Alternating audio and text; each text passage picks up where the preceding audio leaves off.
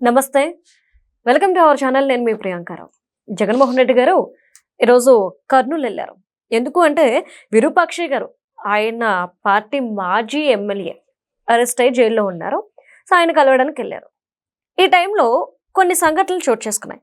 వాటి గురించి మాట్లాడుకునే ముందు ఫస్ట్ పోస్టర్స్ గురించి మాట్లాడుకుందాం. జగన్మోహన్ రెడ్డి గారు అక్కడికి వెళ్తున్నారనే టైంకి కొంతమంది కొన్ని పోస్టర్లు వదిలేరు. అవేంటి అంటే గో బ్యాక్ జగన్, మీరు ఒక దళిత మహిళకు అన్యాయం జరుగుతుంటే ఆ మహిళను పరామర్శించడం మానేసి ఎవరైతే ఇలాంటి ఘోరానికి పాల్పడ్డారో ఆయన పరామర్శించడానికి వెళ్తున్నారో మీలాంటి వాళ్ళు మాకెందుకు, మీరు వెళ్ళిపోండి అని చెప్పారు. నెక్స్ట్, డిఎస్సీ మీద మీరు అబద్ధపు ప్రచారాలు చేస్తున్నారు, మాకు న్యాయం చేయట్లేదు కాబట్టి మీరు మాకు వద్దు, వెళ్ళిపోండి అని చెప్పేసి ఇలాంటి పోస్టర్లు అక్కడ వెలిసాయి. ఇదొక ఎత్తు. మరి రియల్గా అక్కడ ఏం జరిగింది అంటే ఆయన్ని చూడడానికి చాలా మంది జనం వచ్చారు. ఆ తర్వాత ఆయన ప్రెస్ మీట్ పెట్టి మాట్లాడడము జరిగింది. 38 కిలోమీటర్లకి 5 గంటలు పట్టింది ఆయన వెళ్ళడానికి. ఇక్కడ పోలీసులు ఏవైతే కొన్ని ఆంక్షలు పెట్టారో వాటన్నిటిని కూడా ఉల్లంఘించారు. ఓవరాల్గా ఈ కర్నూలు టూర్ని ఎలా చూడాలి, అసలు అక్కడ జరిగింది ఏంటి తెలుసుకుందాం. మనతో పాటు సీనియర్ జర్నలిస్ట్ శేషరావు గారు ఉన్నారు, ఆయన అడుగుదాం. నమస్కారం సార్. నమస్తే. జగన్మోహన్ రెడ్డి గారు ఈరోజు కర్నూలు వెళ్ళినప్పుడు ఇలాంటి సిచ్యువేషన్ ఎవరు చూడలేదు. ఒక పక్క వెళ్ళిపోండి మాకొద్దు అని చెప్పి అడుగుతున్న వాళ్ళు ఉన్నారు, జగన్ని ఆదరించిన వాళ్ళు ఉన్నారు. ఆయన మాట్లాడిన మాటలు కూడా విన్నాక మీకు ఏమనిపించింది? ఇప్పుడు సరే, ఆ టూరు అవన్నీ గతంలో చేశారు, ఇప్పుడు కూడా చేశారు, సేమ్ అలానే ఉంది. సీఎం నినాదాలు, ర్యాలీ ఎంత టైం పడితే అంత సక్సెస్ అయినట్టు వాళ్ళు ఫీల్ అవుతున్నారు. దాంట్లో మనం తప్పుపట్టాల్సిన అవసరం లేదు, ఎవరి ఫీలింగ్ వాళ్ళు. అయితే ఇక్కడ జగన్మోహన్ రెడ్డి గారికి సంబంధించినటువంటి భద్రత, ఈ భద్రత విషయంలో హోంశాఖ మంత్రిని కలిసి వైఎస్ఆర్ కాంగ్రెస్ పార్టీ ఎంపీలు వాళ్ళు అడిగారు కదా. సిదిరి అప్పలరాజు దగ్గరికి వెళ్ళినప్పుడు అక్కడ భద్రత ఇవ్వలేదు, భద్రత సక్రమంగా ఇవ్వలేదు, భద్రత ఇవ్వకుండా కుట్ర పడుతున్నారు జగన్మోహన్ రెడ్డి గారికి ఏదన్నా అయితే అని పోయి కంప్లైంట్ చేశారు కేంద్ర హోంశాఖ మంత్రి కదా. మరి ఇక్కడ ఆంధ్రప్రదేశ్ పోలీసులు లేదా ఆంధ్రప్రదేశ్ ప్రభుత్వం ఆయనకు భద్రత ఇవ్వాల్సిన అవసరం ఉందా లేదా? భద్రత ఇస్తేనేమో మమ్మల్ని కట్టడి చేశారు అనేటువంటి అభిప్రాయానికి వస్తున్నారు. సరే, ఫ్రీగా వదిలిపెడితేనేమో భద్రత లేదు అని చెప్పి అంటున్నారు. ఇప్పుడు కర్నూలు సభ తీసుకున్నాం. కర్నూలు సభ తీసుకుంటే కర్నూలులో ఏమైంది? పోలీసులు ముందే చెప్పారు. ఏం చెప్పారు? 30 యాక్ట్ అమల్లో ఉంది కాబట్టి 30 యాక్ట్కి అనుగుణంగా మీరు మీ కాన్వాయ్ వరకే పరిమితం చెప్పారు కదా. మరి పోలీసులు చెప్పిన దాన్ని ధిక్కరించినప్పుడు భద్రత ఇవ్వటం లేదు అని అనడానికి ఆస్కారం లేదుగా. పోలీసులు రివ్యూ చేసి ఈ 30 యాక్ట్ని మేము అమలు చేస్తున్నాం, మాజీ సీఎం వైఎస్ఆర్ కాంగ్రెస్ పార్టీ అధినేత పులివెందుల ఎమ్మెల్యే వస్తున్నారు కాబట్టి ఆయనకి ఎంత సెక్యూరిటీ ఇవ్వాలి అనేది వాళ్ళు రివ్యూ చేసుకుంటారుగా. ఇంటెలిజెన్స్ ఉంటుంది కదా. మరి వాళ్ళ పని వాళ్ళని చేసుకొని ఇవ్వాలి కదా. వాళ్ళ పని వాళ్ళు చేసుకొని ఇవ్వని కారణంగానే అనంతపురంలో హెలికాప్టర్ మీద ఎక్కారు, అక్కడ శ్రీకాకుళంలో హెలికాప్టర్ మీద ఎక్కారు, తర్వాత అక్కడ నర్సరావుపేటలో కాన్వాయ్ కింద ఒక మనిషిని తొక్కించుకుంటూ వెళ్ళిపోయారు. ఇవన్నీ చూస్తున్నాం కదా మనం. పొదిల్లో ఘర్షణ వాతావరణం నెలకొంది, ఇది పొగాకు సంబంధించి వెళ్ళినప్పుడు. అలాగే కొయ్యలగూడేమో అక్కడికి వెళ్ళారు కదా, అక్కడ అదే జరిగింది. మరి ఒకవైపు ఏమో మాకు Z+ కేటగిరీ భద్రత ఇవ్వాలని చెప్పి వైఎస్ఆర్ కాంగ్రెస్ పార్టీ అడుగుతుంది. భద్రత ఎలా ఇవ్వాలి అనేది పోలీసులు నిర్ణయించి ఇదిగో ఇలా చెయ్యండి అని చెప్పి పోలీసులు చెప్తేనేమో అది ధిక్కరిస్తున్నారు. మరి దీనికి ఎలా రాబోయేటువంటి రోజుల్లో నేను ఎందుకు చెప్తున్నానంటే, ఇది భద్రత విషయం ఎందుకు ప్రత్యేకంగా నేను చెప్తున్నానంటే, జగన్మోహన్ రెడ్డి గారు ఎక్కడికి వెళ్ళినా పరామర్శ అనుకోండి, లేదంటే నిందితుల దగ్గరికి వెళ్తున్నారు బాధితుల దగ్గరికి కాకుండా అని చెప్పేసి అనుకోండి, లేదంటే రౌడీ షీటర్లు జైల్లో ఉంటే వాళ్ళ దగ్గరికి వెళ్తున్నారు అనుకోండి, ఏదన్నా అనుకోండి, ఆయన వెళ్ళినప్పుడు బల ప్రదర్శన అనేది కనిపిస్తుంది అక్కడ. సరే, ఆ జనం వస్తున్నారా తీసుకొస్తున్నారా అని అంటే రాజకీయ నాయకులు ఎవరికి కూడా డబ్బులు ఇవ్వకుండా తరలించకుండా రారు అనేది నగ్న సత్యం. జగన్మోహన్ రెడ్డి గారు కాదు, ఎవరికైనా అంతే. పబ్లిక్ ఏమి ఊరికే రారు, వచ్చిన హార్డ్ కోర్ ఏమన్నా కొంతమంది వస్తారు తప్పితే అంత పెద్ద ఎత్తున డబ్బులు ఉంది తరలించింది రారు. ఇది నగ్న సత్యం. ఒక జగన్మోహన్ రెడ్డి గారికే కాదు, ఎవరికైనా అంతే. ఉమ్, సో బల ప్రదర్శన చేసుకోవాలి అని చెప్పి మీరు ప్రయత్నం చేస్తున్నారు అనేది క్లియర్గా కనిపిస్తుంది ఎవరికైనా, సాధారణంగా చూసేటువంటి వాళ్ళకి. మరి అలాంటప్పుడు మీకు భద్రత ఇవ్వాలి. ఎందుకు భద్రత ఇవ్వాలి? మీది ఫ్యాక్షన్ నేపథ్యం నుంచి వచ్చారు ఉమ్, కదా. తర్వాత అనేక రకాల గొడవలు ఉన్నాయి, పొలిటికల్ కేసులు, ఇన్ని రకాలు ఉన్నాయి. కాబట్టి భద్రత ఇవ్వాలి. భద్రత ఇవ్వాల్సినప్పుడు పోలీసులు ఇచ్చేటువంటి భద్రతను మీరు అతిక్రమిస్తుంటే ఏం చేయాలి? ఇప్పుడు రాష్ట్ర ప్రభుత్వమే కంప్లైంట్ చేయాలి కేంద్ర హోంశాఖ. మరి ఇప్పుడు ఉమ్, వాళ్ళు పోయి భద్రత ఇవ్వట్లేదని చెప్పి అన్నారు కదా. ఇదిగో మేము ఇచ్చినటువంటి భద్రత ఇది, మేము ఇలా చేయమని చెప్పాము, ఇలా చేయట్లేదని చెప్పి కేంద్ర హోంశాఖకి వీళ్ళు కంప్లైంట్ చేయాలి ఎప్పటికప్పుడు. సో ఇది భద్రతకు సంబంధించినటువంటి ఇష్యూ. ఇక జగన్మోహన్ రెడ్డి గారు కర్నూలు వెళ్ళిన సందర్భంగా అక్కడ వెలిసినటువంటి పోస్టర్లు ఏంటి? గో బ్యాక్ జగన్ అనేటువంటి పోస్టర్లు వెలిసాయి. ఎందుకు వెలిసాయి? డిఎస్సికి సంబంధించిన అభ్యర్థులు అక్కడ పోస్టర్లు వేశారు. కర్నూలులోనే కదా డిఎస్సి సంబంధించిన అభ్యర్థులు పెద్ద ఎత్తున నిరసన కార్యక్రమాలు చేశారు కదా.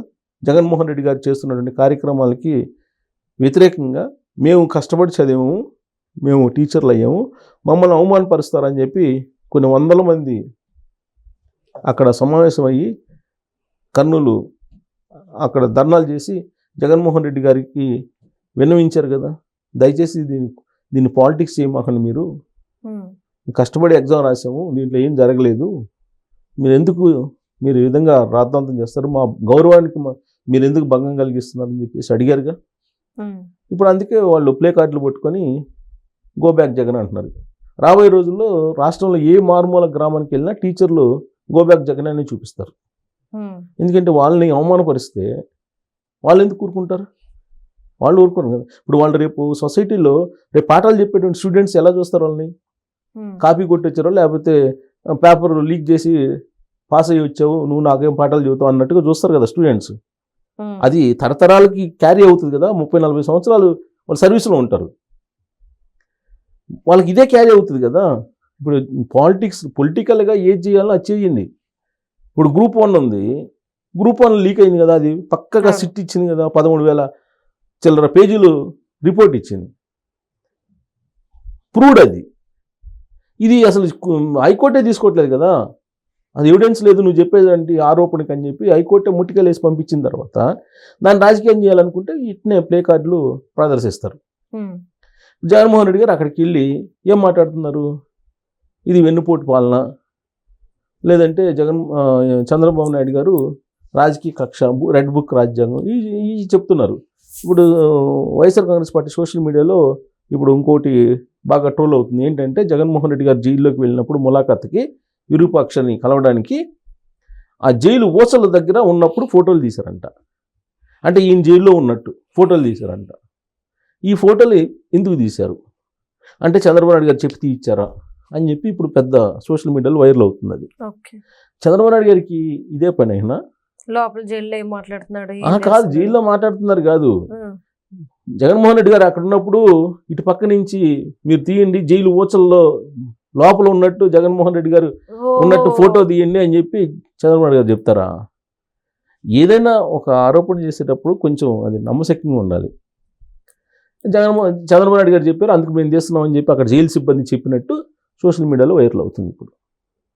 అంటే ఇలాంటివి రాజకీయాల్లో ఎలా ఉంటుందంటే, ఆ మధ్య ఉన్నవాళ్ళు అరుణ్ కుమార్ గారు చెప్పారు చీప్ పాలిటిక్స్ అని. ఇట్లాంటి చీప్ పాలిటిక్స్ ఆంధ్రప్రదేశ్ రాజకీయాల్లో రావడం అనేది నిజంగా దురదృష్టకరం. అది ఏ పార్టీ అన్నా కానీ బూతులు తిట్టుకోవటం, ఇలాంటి చీప్ పాలిటిక్స్ తీసుకురావటం, ఇవన్నీ కూడా ఒక ముఖ్యమంత్రికి ఏం పని లేదా? ఊచలు పక్కన ఉంటే ఫోటోలు తీయండి అని చెప్పి చెబుతారా? చెప్పరు కదా.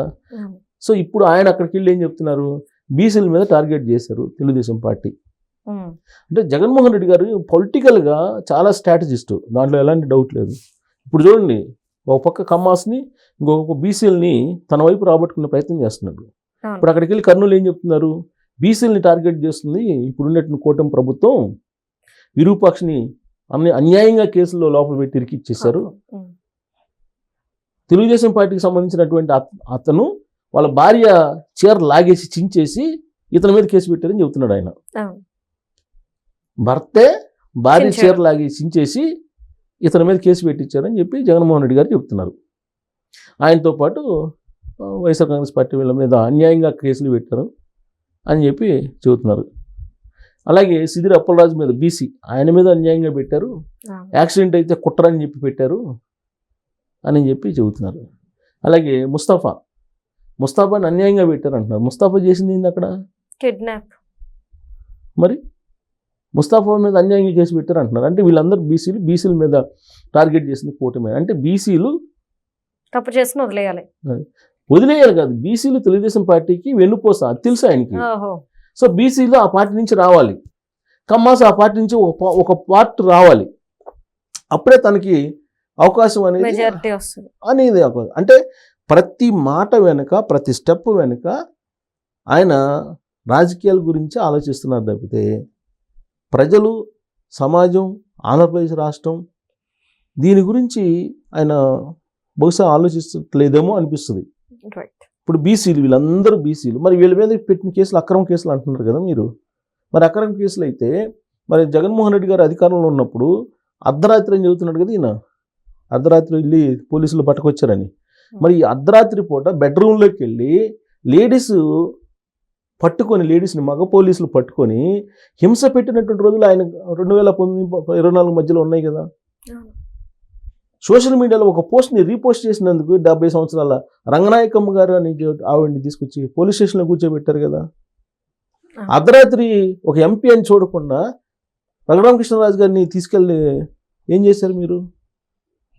3rd degree. మరి అచ్చెన్నాయుడు గారిని తీసుకొచ్చి ఏం చేశారు? ఆపరేషన్ కొల్లు రవీంద్రని ఏం చేశారు? దూల్పల్లి నరేంద్రని ఏం చేశారు? ఇప్పుడు వీళ్ళందరినీ మీరు ఆ రోజు ఏం చేశారు? ఆ రోజు మీరు చేశారు కాబట్టి వీళ్ళు చేయాలని చెప్పి చెప్పట్లా.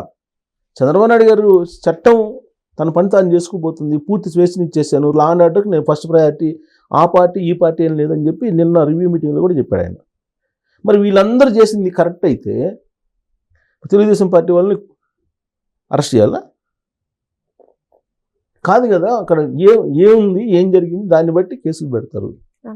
సరే, జగన్మోహన్ రెడ్డి గారు అధికారంలో లేరు కాబట్టి ఒకవేళ ఒకరిద్దరిని ఎక్స్ట్రానే చేరుస్తారేమో కానీ అసలు కేసునే తారుమారు చేసే పరిస్థితి ఉండదు కదా, ఉండే అవకాశం లేదు కదా.